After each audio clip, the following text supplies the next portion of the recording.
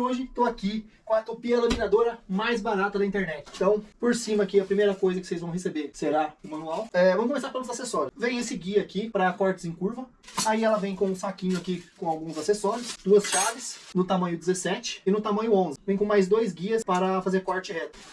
E, finalmente, a Tupia. Ela possui aqui também uma proteção, né, com a regulagem de altura, que você vai conseguir fazer a regulagem. Ela vai ser também a base para você segurar o guia de distância aqui, a régua. Ela vai possuir um manípulo de aperto aqui, uma pequena engrenagem e um manípulo. Então você vai soltar um pouco esse manípulo. E com esse manípulo aqui na engrenagem, ela tem uma cremalheira que você vai ter um pouco mais de precisão na hora de regular a altura da sua fresa. Porta-pinça ou mandril, ele pega fresas de 6 milímetros. Aqui na parte de cima, a chave de liga e desliga. Ela vem marcado on e off. Na lateral, ela vem com adesivo e o logo da Lit Ferramentas. Uma potência de 500 watts e atinge até 26.000 RPM.